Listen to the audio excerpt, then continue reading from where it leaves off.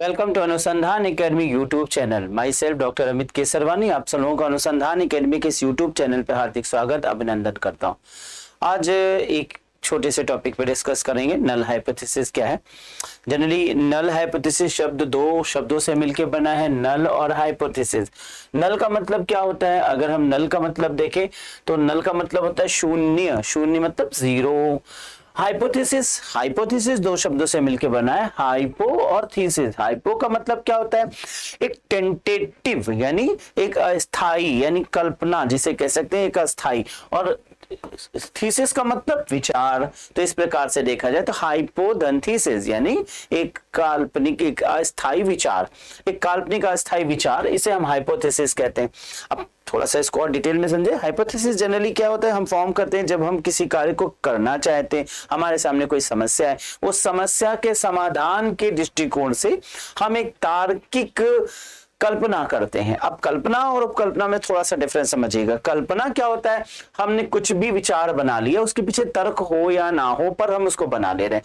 परंतु उपकल्पना में हम उस ऐसे ही विचार को रखेंगे जिसमें थोड़ी सी तर्क की मात्रा होगी, logically which can be tested, लेकिन अनटेस्टेड स्टेटमेंट्स होंगे जिन्हें हम उपकल्पना के रूप में सेलेक्ट करते हैं। तो नाउ होता यूं है कि भाई हम रिसर्च करना जब शुरू करते हैं तो हम तुरंत ही कुछ एक संभावित उत्तर रख लेते हैं कि ऐसा संभावित हो सकता है, संभावित वैचारिकी को बनाते हैं और फिर उन्हीं को अपने आदर्श बनाकर उन पर कार्य करना शुरू करते हैं। छोटा सा एग्जांपल देते हैं। फॉर एग्जांपल, हमारे घर में कोई आने वाला है और ये हमें है कि इन्फॉर्म हुआ कि बंदा 2 घंटे बाद आ जाएगा और हमें कुछ उसके लिए व्यवस्था करना। अब ये समस्या हमारे सामने आई, समस्या का चयन हो गया कि कुछ व्यवस्था करना है, कुछ खाने पीने की व्यवस्था कर दिया जाए।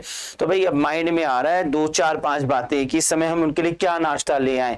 टाइमिंग जैसा होगा, माहौल जो होगा, एटमॉस्फेयर होगा, उसके अकॉर्डिंग उस समय के हिसाब से हम नाश्ता लाएंगे। भाई हम जलेबी दे ले आए, हम समोसा ले आए, हम कचौड़ी ले आए।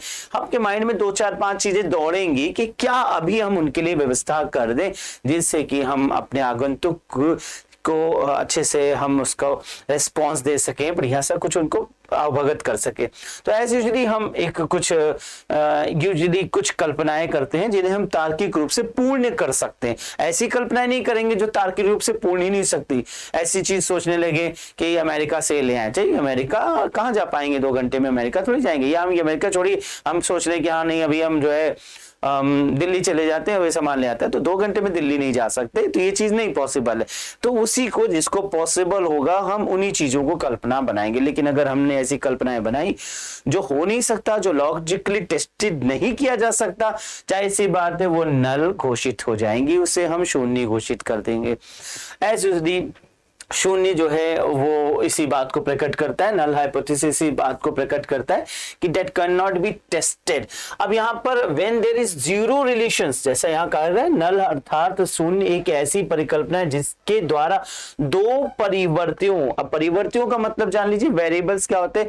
वेरिएबल्स वो तर्क हैं वो जो एक व्यक्ति से दूसरे व्यक्ति से बदल रहे हैं। जैसे एक व्यक्ति की उम्र और दूसरे व्यक्ति की उम्र में अंतर होगा, एक व्यक्ति की आय और दूसरे व्यक्ति की आय में अंतर होगा, 2 लोगों की विचारधाराओं में कुछ अंतर होगा। तो अगर हम डाटा ले रहे हैं, लोगों से पूछ रहे हैं, तो उनमें जो अंतर है यानी व्यक्तिशः जो बदलता हुआ तथ्य है उसे हम परिवर्त कहेंगे।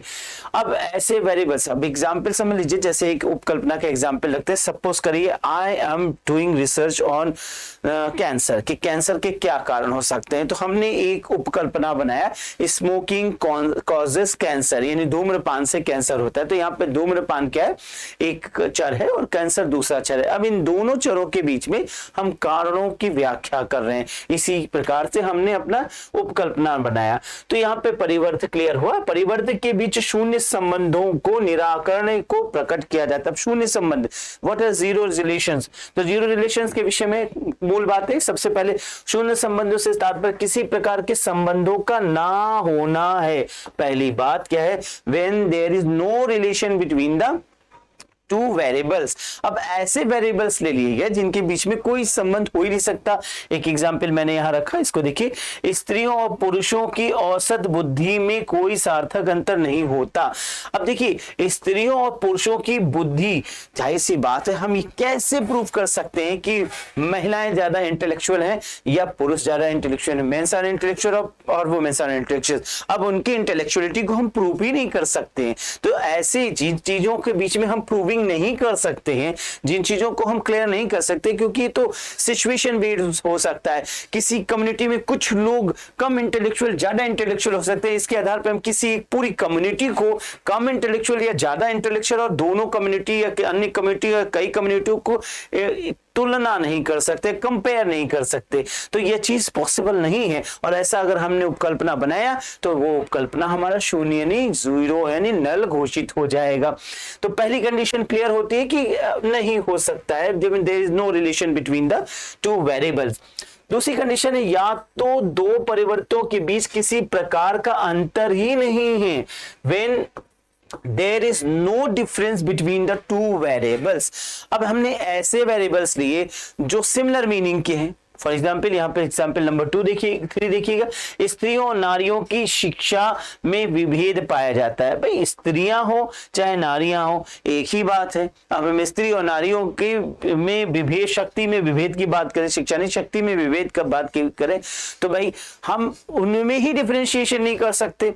स्त्री और नारी एक ही जेंडर है, तो हम एक ही जेंडर में कैसे डिफरेंशिएशन कर दे? तो जाहिर सी बात है, this cannot be proved, and so there is also find zero relation। यहाँ पर zero relations दिखाई देते हैं। so and in that point this is also said to be H naught यानी null hypothesis। Now एक और कंडीशन होती है, लीव हो गया है। तीसरी कंडीशन है कि जब यूनिवर्सल नेगोशिएशन होगा, यूनिवर्सल नेगेटिव कहा जाए, यूनिवर्सल नेगेटिव। अब कोई चीज सार्वभौम असत्य हो और हम उसे प्रूव करना चाहें, जैसे कोई ऐसी बात कहा जाए सूर्य पूरब से उगता है, यह सब जानते हैं, और यह कहें कि सूर्य पश्चिम से उगता है, क्या प्रूव कर सकेंगे? नहीं भाई, हमें सबको पता है, वी ऑल नो दैट सूर्य पूरब से उगता है, पश्चिम से उगा दें तो गलत बात है। इसी तरह एक एग्जाम्पल मैंने रखा कि शिक्षा का गतिशीलता पर कोई प्रभाव नहीं पड़ता। ओपन माइंडेड हो जाइए, शिक्षा का गतिशीलता पे हमेशा प्रभाव पड़ता है। There is no difference of mobility on education. हम ऐसा कह ही नहीं सकते कि एजुकेशन से मोबिलिटी नहीं आती। भाई, मोबिलिटी तो आएगी, जब शिक्षा होगा तो वहां पे इंटेलेक्चुअलिटी बढ़ेगी, हमारी सोच बदलेगी और परिवर्तन होगा, गतिशीलता आएगी। तो यह बात तो प्रूव्ड है, और इसे हम डिसप्रूव करें कि नहीं होता तो ये भी नल हाइपोथेसिस होगा। तो नल हाइपोथेसिस इसे भी कहा जाएगा। तो this is also to be said to be null hypothesis. So here all these three conditions has been explained, और ये तीनों को हम H0 यानी H naught, it is symbol H naught जो है नल हाइपोथेसिस को प्राय संकेत चिन्ह से निरूपित करते हैं, इसे हम H नॉट कहते हैं। तो नल हाइपोथेसिस का एक फ्रेम तैयार किया। एक और एग्जांपल देते हैं जिससे नल हाइपोथेसिस के विषय में और थोड़ा सा एनालिसिस हो सके। सपोज करिए कि हमने एक ब्लास्ट की आवाज सुनाई दी, हमें अचानक एक बार की हम क्लास में टीच कर रहे थे, हमें एक ब्लास्ट की आवाज सुनाई दी। ब्लास्ट की आवाज सुनकर के हम बाहर क्यों दौड़े कि भाई काय की आवाज है। हमारे माइंडसेट में इससे पहले कि हम बाहर तक गेट तक पहुंच सके, 4-5 बातें हमारे माइंड में दौड़ रही हैं, 5 बातें दौड़नी है। पहला कंडीशन हमारे माइंड में है कि मे बी ऐसा हुआ होगा कि कोई बॉम्ब ब्लास्ट किया होगा, तो एक कंडीशन हमारे माइंड में है कि कोई बॉम्ब ब्लास्ट किया होगा। सेकंड कंडीशन हमारे माइंड में चल रहा है कि कहीं ऐसा तो नहीं कि कोई भारी एक्सीडेंट हो गया हो जिसकी बड़ी आवाज सुनाई दे रही है, तो एक दूसरी बात लग रही है कि कोई एक्सीडेंट हुआ है, लगता ऐसा है। तीसरी बात हमारे माइंड में दौड़ रही कि मे बी कोई कोलिजन हो सकता है, कोई मकान है वो कोलैप्स हो सकता है। कोलिजन के लिए कोलैप्स कर लीजिए, मकान धराशायी हो गया, गिर गया, पुराना जर्जर मकान है और या गिरा दिया गया, या गिर गया, तभी ऐसी भयंकर सी आवाज होती है। अच्छा, इनके अलावा मेरे मन में और भी बातें उठी इससे पहले कि मैं गेट तक पहुंचूं। मेरे माइंड में और एक बात आई कि कहीं कोई अर्थक्वेक तो नहीं आया, ऐसा तो नहीं कि कहीं भूकंप आ गया हो जिसकी वजह से ऐसा सब सिनारियो क्रिएट हो रहा है और लग रहा है कि कुछ भयंकर ऐसा में भी भूकंप जैसा सिचुएशन है। पांचवा बात एक और हमारे माइंड में आया कि लगता है कि कोई एटम बम तो नहीं फूट गया। आजकल भाई रोज हम लोग न्यूज चैनल से सुन रहे हैं कि रशिया ने यूक्रेन पे अटैक कर दिया और यूरेनियम है, इसका बड़ा बुरा प्रभाव है, एटॉमिक बॉम्ब्स का प्रयोग हो सकता है, एटम बॉम्ब लगता है फोड़ दिया, और जिसकी ऐसी आवाज आ रही है माइंड में हमारे कुछ भी दौड़ सकता है, कुछ भी नेगेटिव बातें दौड़ रही हैं। और इन नेगेटिव बातों के रूप में हमने 5 नेगेटिव या 5 बातों को रखा। अब ये हमारे तर्क के आधारों पे हो सकता है, लेकिन ये सत्य नहीं है, लेकिन सत्य होने की संभावना पर है, इसीलिए इसे हाइपोथेटिकल कहा जाएगा, जिसे हम सत्य साबित करने का प्रयास करेंगे। इन्हीं में से हम अपने तथ्यों को ढूंढने का प्रयास करेंगे। अब इन बातों को हम सोचते हुए गेट तक पहुंचे और अभी हम फील्ड पे जाएं, इससे पहले हमें ऐसा लगा कि किसी अधिक जानकार व्यक्ति से इसके संबंध में जानकारी एकत्रण कर लें। तो इसलिए हमें जो भी व्यक्ति सामने मिला, सपोज करिए हमें गार्ड ही मिला, हमने गार्ड से ही पूछा, अरे काहे की आवाज थी, क्या कोई बॉम्ब फट गया, क्या कोई एक्सीडेंट हो गया, या कोई कॉलिजन कोलैप्स हो गया, मकान गिर गया, या अर्थक्वेक आया, या एटम बॉम्ब फट गया ना। वो गार्ड चूंकि हमसे अधिक जानकार व्यक्ति है, क्योंकि वो फील्ड के निकट था और हम फील्ड से थोड़े दूर थे, तो जाहिर सी बात है वो हमें गाइड करेगा। ऐसे ही हमारे रिसर्च में होता है कि जब हम थीसिस लिख रहे होते हैं तो हम सिनॉप्सिस तैयार करते हैं और अपने सुपरवाइजर के पास प्रस्तुत करते हैं। हमारा सुपरवाइजर उस थीसिस के रूप में हमें गाइड करता है, हमारे सिनॉप्सिस के रूप को देखता है, हमारे उपकल्पनाओं को, हमारे हाइपोथेसिस को स्टडी करता है और बताता है कि भाई ये हाइपोथेसिस जो है वो तर्क की कसौटी पे कम कसी जा सकती है, इसे रिजेक्ट कर दीजिए, और इसे लॉजिकली हम प्रूव कर सकते हैं, इसे रख लीजिए। हमसे अधिक जानकार व्यक्ति हम मानते हैं, देखिए फील्ड पे वो भी नहीं गए, लेकिन हाँ वो अधिक जानकार होते हैं, वो हमें समझ जाएंगे, हमें गाइड करेंगे। ऐसे ही वो गार्ड हमारे लिए इस वक्त गाइड का काम कर रहा है।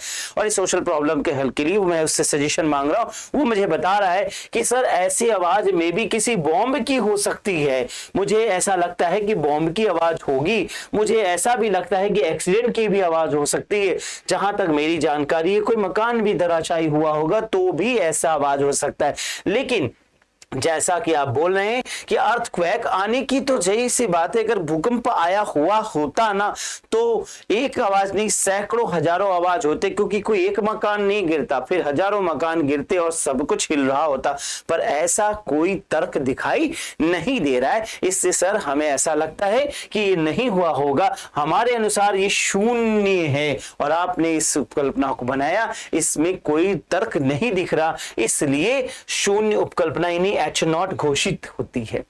अब सिमिलरली एटम बॉम्ब के प्रति भी उसने हमें बताया कि एटम बॉम्ब अगर फटा होता तो जाहिर सी बात है एटम बॉम्ब के फटने के बाद रेडिएशन फैल जाता है और रेडिएशन से फिर मानव जीवन संभव ही नहीं हो पाता। इतनी हम और बात भी ना कर पा रहे होते तो ओपन माइंडेड होकर देखें तो date also cannot be the cause, ये भी नहीं हो सकता, इसकी भी होने की संभावना शून्य दिखाई देती है।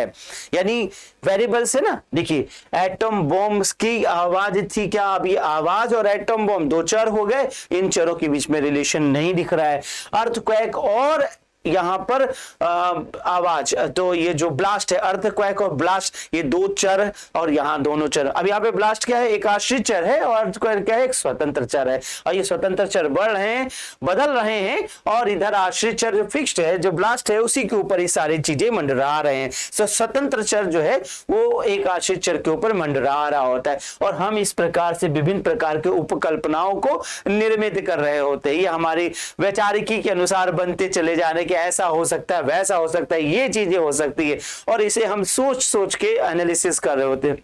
नाउ अब हमारे जो उस गाइड पर्सन जो एक गार्ड महोदय उन्होंने हमें सजेस्ट किया कि सर आप फील्ड पे चले जाओ और जांच कर लो, जहां तक है इन पर हमें संभावनाएं कम दिखती है, इन्हें रिजेक्ट कर देते हैं हम, इन्हें लेफ्ट कर दीजिए और आप इनको चयन कर लीजिए। तो जाहिर सी बात है these are rejected and the rest hypothesis are alternative hypothesis. अब वो अल्टरनेटिव हाइपोथेसिस पर हम जाकर स्टडी करें, फील्ड में जाकर उसके लिए क्वेश्चन लिस्ट बनाएं, क्वेश्चन लिस्ट को क्वेश्चनायर या शेड्यूल के पर्पस को ध्यान में रखते हुए, दोनों में से किसी भी फॉर्मेट को अपनाते हुए हम डेटा को कलेक्ट करें, डेटा को लाकर एनालिसिस करें, स्टैटिस्टिकल एनालिसिस करें, जनरल एनालिसिस करें, और एनालिसिस करने के बाद हम उसको जनरलाइज कर दें, कंक्लूजन के फॉर्मेट में निकालें। तो जाहिर सी बात है यहां पर हमने एक डेटा लेकर के एक वर्क किया और ये रिसर्च वर्क होता है। तो उपकल्पना का बहुत बड़ा योगदान है, क्योंकि इन टेंटेटिव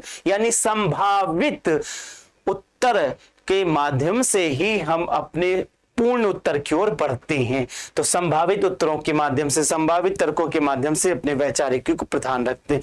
तो एक ये उपकल्पना के विषय में मैंने एनालिसिस किया। छोटी सी एक और बात करते जाएंगे, भाई उपकल्पना क्या जानबूझ के बनाई जाती है या गलती से बन जाती है, ये भी कई बार पूछा जाता है। तो देखिए ऐसा होता है कि जनरली उपकल्पना जो है वो ऐसी कल्पनाएं हैं जो कि संभावित उत्तर हैं, लेकिन शून्य उपकल्पनाएं वो हैं जो कि तार्किक रूप से एनालिसिस करने में हम नहीं रख सकते, जिन्हें हम तर्क की कसौटी पे नहीं कर सकते। कई बार ऐसा होता है कि जब हमें अपनी इच्छित उपकल्पनाओं का चयन कराना होता है तो हम किसी बड़ी ऐसी अतार्किक तथ्यों को रख देते हैं जो कि छोटे छोटे नेगोशिएट हो जाएंगे, जिससे छोटी सी गलती हमारी माफ हो जाए। अगर कोई बड़ी गलती हम कर देते तो बड़ी चीजों के आगे छोटी चीजें एनालिसिस हो जाती है। सपोज करिए कि हमें टूर चाहिए, हम अपने रिसर्च के दौरान टूर चाहते हैं और हम ऐसी उपकल्पनाएं रखना चाहते हैं जैसे हमें टूर मिल जाए। अब हम चाहते हैं कि हमें लंबा जाने को मिल जाए, तो एटलीस्ट दिल्ली जाने को मिल जाए। तो दिल्ली जाने को मिल जाए, अगर हम दिल्ली का मांग करेंगे तो हमें लखनऊ दे दिया जाएगा, अरे छोड़ो भाई बहुत लंबा है, बनारस चले जाओ, लखनऊ चले जाओ। लेकिन अगर हम वहीं पे अमेरिका की बात करेंगे, फ्रांस की बात करेंगे, विदेश भ्रमण की बात करेंगे, तो जाहिर सी बात है इतनी बड़ी उपकल्पनाओं की पूर्ति ना होकर हमें शॉर्ट वाला कि चलो भाई उतना दूर नहीं, लेकिन हाँ आपको रिसर्च करने के लिए इस इंडिया में भी आप जा सकते हैं, आप दिल्ली सेलेक्ट कर लीजिए। तो जाहिर सी बात है हमारे इन कल्पनाओं का चयन होने के चांसेस बढ़ जाते हैं। तो रिजेक्ट हो जाएंगे वो जिन्हें हम रिजेक्ट कराना चाहेंगे, और हम जिन्हें पास कराना चाहेंगे इन्हीं के बल पे वो रिजेक्ट हो जाएंगे। तो कई बार जानबूझकर भी एक रिसर्च स्कॉलर जो है उपकल्पनाओं को, नल हाइपोथेसिस को फॉर्मुलेट करता है। नल हाइपोथेसिस के विषय में मैंने अभी आपके सामने कुछ चर्चा की, फिर से एक हल्का सा रिकैप करते हैं। नल हाइपोथेसिस जैसा कि नाम से बताया जाए शून्य या निराकरणीय, जिनमें दो वेरिएबल्स के बीच में कोई रिलेशन नहीं होता, जीरो रिलेशन होता है। जीरो का मीन्स होता है तीन, पहला कि दोनों वेरिएबल्स के बीच में कोई दोनों वेरिएबल्स किसी प्रकार से रिलेटेड नहीं है। ऐसे वेरिएबल्स सेलेक्ट किए गए जिनके बीच में कोई रिलेशन हो ही नहीं सकता, एकदम अपोजिट तथ्य हैं। या ऐसे वेरिएबल्स जिनके बीच में कोई अंतर ही नहीं है, जैसे महिला और हमने कह दिया स्त्रियां, उनमें नहीं है। या यूनिवर्सली नेगेटिव जो बातें हैं, जैसे हमने कहा सूर्य पूरब से उगता है और हम रिसर्च कर रहे हैं कि सूर्य पूरब से नहीं उगता है, इस बात को हम प्रूव करने जा रहे हैं, तो प्रूव नहीं हो सकता। ये मैंने भी आपको नल हाइपोथेसिस पे एक शॉर्ट एनालिसिस दिया। नल हाइपोथेसिस पर ये काफी काम का है, इसको आगे चल करके विभिन्न एग्जामिनेशंस में, काफी परीक्षाओं में हमेशा देखिए इस पर पूछा जाता है। नल हाइपोथेसिस के इस वीडियो के माध्यम से मैंने थोड़ा बहुत हाइपोथेसिस के विषय में बताया। कुछ और भी वीडियोस में शॉर्ट बनाऊंगा और आगे फिर से और से वीडियोस आपसे मिलते रहेंगे। बहुत से बच्चे कुछ कमेंट भी कर रहे हैं, उनको भी देखना है। कुछ नए नए वीडियोस जैसे सिलॉजिस इत्यादि पर भी आगे चर्चा होती रहेगी। तो तब तक के लिए फिर मिलेंगे अगेन नए टॉपिक के साथ।